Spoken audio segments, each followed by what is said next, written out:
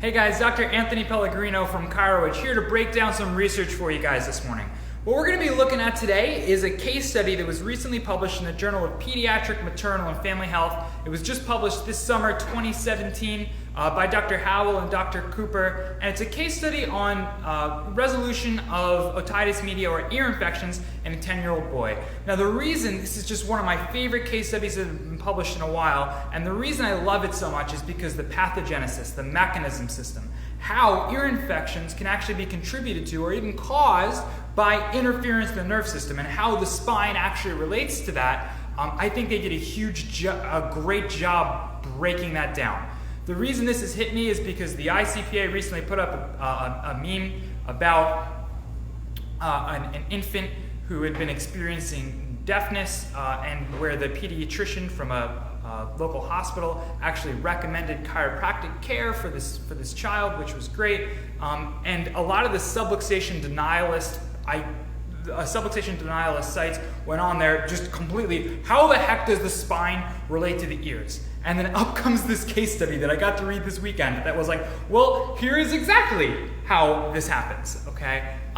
The amazing thing is that they took and they looked at 3 different mechanisms for how the subluxation in the spine can actually relate to ear infections. And most of it comes down to the tensor valli palatini.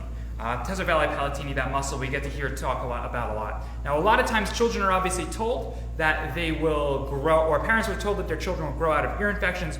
We know that when children are born, those tubes are horizontal, and then as they grow, they become more vertical. Now, in this pathogenesis section in this paper, Dr. Howell and Dr. Cooper break down exactly how these ear infections come about and why that horizontal to vertical shift is important. Now, ear infections actually happen, obviously, because of blockage in the tube. The blockage results in a decrease in drainage, allows bacteria and viruses that are present in our body to overgrow, and all of a sudden we have an infection. Now, when we look at it, sure, does the vestibular cochlear nerve come from the skull and exit down the spine to come up? No, it doesn't. But this tensor valli palatini is actually controlled by the mandibular branch of the trigeminal nerve. Okay, now it's still a cranial nerve, but it has ganglion that come all the way down. It has nerve bodies that come all the way down to the brainstem. Okay, all the way down to the brainstem, all the way down by the atlas arches.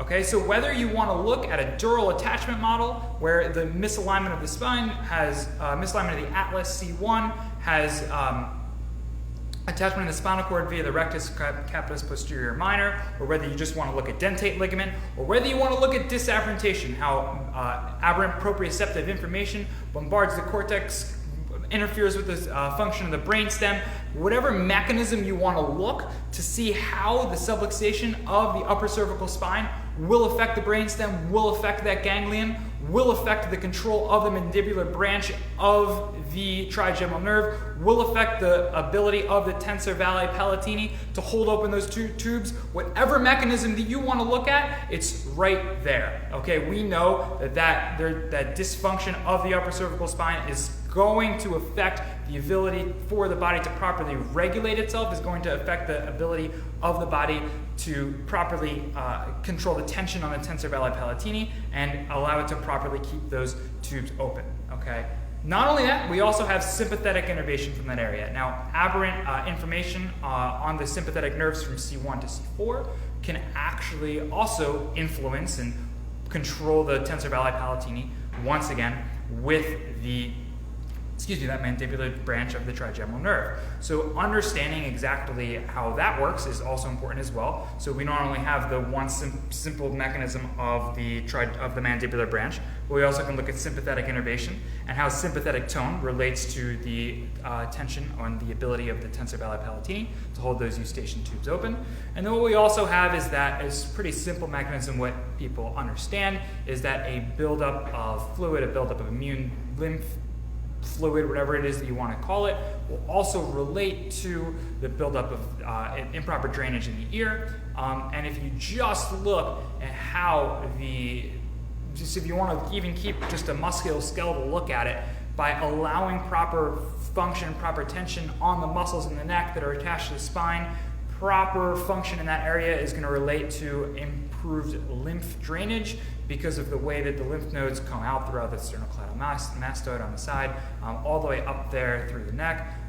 Having proper movement, proper fluid, proper drainage in that area is going to also relate to better regulation in the ear. So, when we look at this pathogenesis section, when we understand exactly how subluxation of the upper cervical spine, right, subluxation of the spine in general relates to not only, right, it's not that the atlas misaligns and physically puts pressure on the eustachian tube. I mean, if that's what you're saying, there's just better ways to explain it, right? The nerves in that area, the nerves from the neck, do control and coordinate. The nerves in the spine do control and coordinate the function of every system in the entire body, including the ears, whether it's this vestibular cochlear nerve or not.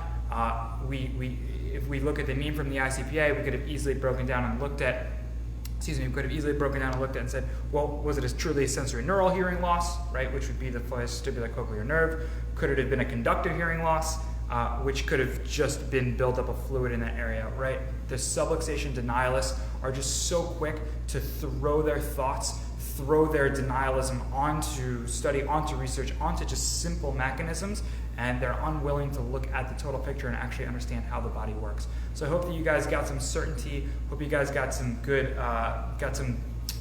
information from this video this morning. Please check out this summer issue of the journal Pediatric Maternal Family Health, and please look at this case study. It is called Resolution of Otitis Media in 10-year-old Child Following Improved Cervical Curve Using Pierce Result System, Case Study and Review of the Literature, and it's by Dr. Jordan Cooper and Dr. Luke Howell. Thank you guys so much.